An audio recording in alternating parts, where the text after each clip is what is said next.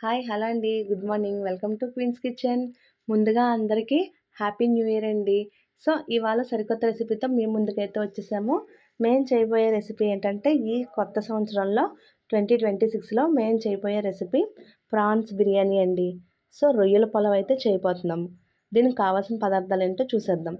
ముందుగా క్లీన్ చేసి పెట్టుకున్న రొయ్యలనైతే మేము ఉడకపెట్టేసుకున్నామండి. పసుపు వేసుకొని శుభ్రంగా ఉడకపెట్టేసుకున్న తర్వాత ఆ నీరంతా పోయిన తర్వాత ఆయిల్ వేసి వీటిని అల్లం వెల్లుల్లి పేస్ట్, ఉప్పు, కారం వేసి అయితే ఫ్రై చేసేసుకొని ఇలాగా ఒక గిన్నెలోకి అయితే తీసేసుకున్నాం. సో, ఇప్పుడు బిర్యానీ చేయడానికి బాస్మతి రైస్ ఆల్రెడీ కడిగేసి పెట్టుకున్నాం. ఇలా వాడేసుకున్నాం అనమాట. ఈ బియ్యాన్ని ఒక కప్పు తీసుకున్నాం. ఇప్పుడు వీటికి కావాల్సిన పదార్థాలు ఏంటో చూసేద్దాం. పెరుగు ఒక కప్పు అండి. అలానే బిర్యానీకి సంబంధించిన మసాలా అయితే ఇవ్వండి. చెక్క, లవంగ మొగ్గలు, ఇలాచి, అలానే మరాఠీ మొగ్గ, సోంపు ఇలాంటివన్నీ తీసుకున్నాం అనమాట. అలానే 2 ఉల్లిపాయలు ఇలా చాప్ చేసి పెట్టుకోవాలి. మనకి స్పైసీకి తగ్గట్టుగా 6, 7 పచ్చిమిర్చిని అయితే ఈ విధంగా చీల్చుకొని పెట్టుకోవాలి. నెక్స్ట్ కసూరి మేతి, బిర్యానీ లీఫ్, అల్లం వెల్లుల్లి పేస్ట్, కొత్తిమీర, అలానే కొంచెం కాజు నట్స్. సో, ఇప్పుడు ప్రాసెస్లోకి అయితే వెళ్ళిపోదాం. ప్రాసెస్లోకి వెళ్ళే ముందుగా మనమైతే స్టవ్ వెలిగించుకొని బిర్యానీ ఎందులో అయితే చేసుకుంటామో ఆ బౌల్ అయితే పెట్టేసుకొని దీనికి సరిపడా ఆయిల్, కొంచెం నెయ్యి వేసుకొని ఈ విధంగా వేడైన తర్వాత ఫస్ట్ బిర్యానీ మసాలా అయితే వేసేసుకోవాలండి. సో, ఈ విధంగా బిర్యానీకి సంబంధించిన మసాలా ఐటమ్స్ అయితే అన్నీ వేసేసుకున్నామండి. అవి కొంచెం చుట్టుపక్కల ఆడుతుండగా కసూరి మేతి, అలానే గ్రీన్ చిల్లీస్, ఆనియన్ పీసెస్ ఇవన్నీ కూడా వేసేసుకొని ఒకసారి బాగా మిక్స్ చేసుకోవాలి. ఈ విధంగా ఒకసారి అయితే అన్నీ మిక్స్ చేసేసుకోవాలండి. ఒక 5 మినిట్స్ వేగిన తర్వాత అల్లం పేస్ట్ అయితే వేసుకుంటున్నామండి. సో, ఈ అల్లం పేస్ట్ వాటన్నిటికీ పట్టేలాగా ఒకసారి అయితే మిక్స్ చేసేసుకోవాలి. సో, ఈ రొయ్యల బిర్యానీకి మేము ఇంకా టమాటో కానీ ఇలాంటి బటన్ ఇలాంటివి ఏమీ యూజ్ చేయట్లేదు. జస్ట్ ఆ ప్రాన్స్ మాత్రమే వేసుకొని ఆ రొయ్యలు మాత్రం వేసుకొని రొయ్యల పులావ్ అయితే చేసుకుంటున్నాం అనమాట. ఈ విధంగా రొయ్యలను అయితే మనం ఉప్పు, కారం, అల్లం పేస్ట్ వేసుకొని వేపేసుకున్నాం నూనెలో. అవి కొంచెం వేగిన తర్వాత ఈ రొయ్యలను అయితే ఇందులో వేసేసుకొని బాగా మిక్స్ చేసేసుకోవాలి. సో, ఈ బిర్యానీ మసాలా అంతా కూడా ఈ ప్రాన్స్కి, రొయ్యలకి పట్టేలాగా బాగా ఒకసారి కలిపేసుకోవాలండి. ఇప్పుడు ఒక స్పూన్ అయితే బిర్యానీ మసాలా అయితే వేసేసుకున్నామండి. ఇది మేము ఇంట్లోనే ప్రిపేర్ చేసుకున్నాము. జాజికాయ ఇవన్నీ వేసుకొని. సో, ఇది ఒక స్పూన్ అయితే వేసేసుకున్నాం. ఇది వేగుతుండగా అలానే కప్పు పెరుగు ఏదైతే తీసుకున్నామో ఈ పెరుగుని కూడా వేసేసుకొని బాగా మిక్స్ చేసుకోవాలండి. సో, ఈ విధంగా బాగా కలిపి పెట్టేసుకోవాలి. పెరుగు ఇలాగా బాగా దగ్గరగంట అయిపోయిన తర్వాత నూనె పైకి తేలుతుండగా మనం ఏవైతే బాస్మతి రైస్ తీసుకున్నామో ఇవి కూడా అందులో వేసేసి ఒకసారి బాగా కలుపుకోవాలండి. ఆ మసాలా అంతా కూడా ఈ బియ్యానికి ఒకసారి పెట్టినట్టయితే ఆ ఆయిల్ ఇవన్నీ మనకి మెతుకు అంటుకోకుండా వస్తుందన్నమాట బిర్యానీ అనేది. సో, ఈ విధంగా ఒకసారి బిర్యానీ అంతా మసాలా పట్టేలా కలిపేసుకోవాలి బిర్యానీకి.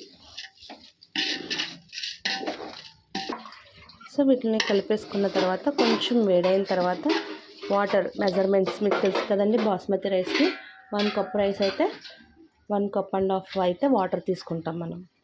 సో, ఈ విధంగా వాటర్ని కూడా వేసేసుకొని మనం క్లోజర్ కంటైనర్తో క్లోజ్ చేసేసుకున్నట్టయితే మనకి బిర్యానీ అనేది రెడీ అయిపోతుంది.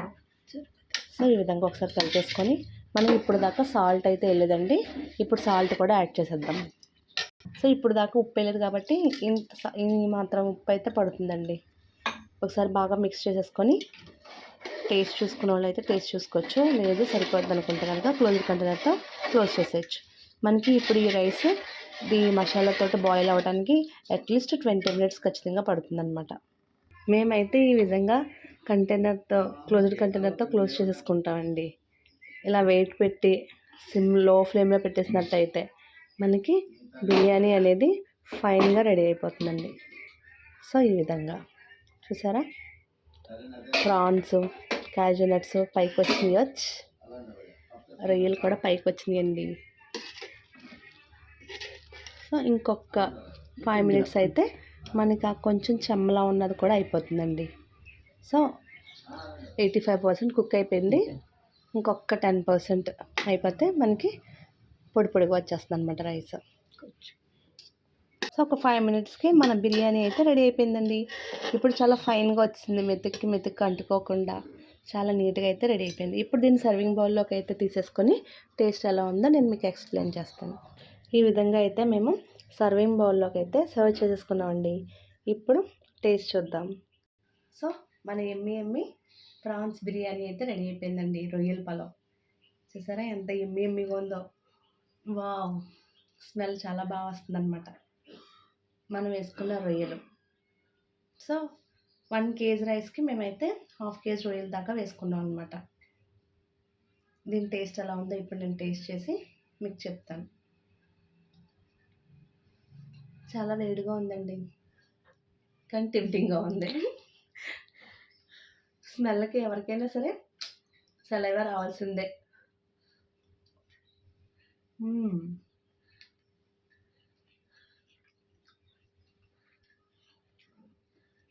మనం రొయ్యని ముందే ఉప్పు, కారం, అల్లం వెల్లుల్లి పేస్ట్ వేసుకొని ఫ్రై చేసేసుకోవడం వల్ల భలే కుక్ అయిపోయింది. తర్వాత బిర్యానీ మసాలా పట్టి ఇదైతే చాలా బాగుంది.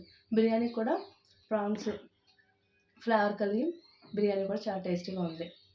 సో మేమైతే ఈ బిర్యానీ ఇంకా మీకు కావాలనుకుంటే స్పైసీగా ఉందనుకుంటే నిమ్మకాయ పిండుకొచ్చి అలానే ఆనియన్ పీసెస్ వేసుకొని తిన్నట్టుంటే వావ్, ఎక్సలెంట్గా ఉందన్నమాట టేస్ట్ అయితే. ఈ విధంగానే మీరు కూడా ప్రాన్స్ పలావ్ని ఎలా చేసుకోవాలో చూసారు కదా. మీరు కూడా ట్రై చేసి మీకైతే ఎలా వచ్చిందో నా కామెంట్ సెక్షన్లో కామెంట్ చేయండి. ఓకేనా? సరే, మీకు once again happy new year అండి. 2026 healthy and prosperous new year అండి. అలానే మీకోసం ఒక హెల్తీ టిప్, అలానే రేపు పొద్దుట సరికొత్త రెసిపీతో మళ్ళీ మీ ముందుకు వచ్చేస్తాం. అంతవరకు bye bye. So once again మీకు happy and prosperous new year అండి.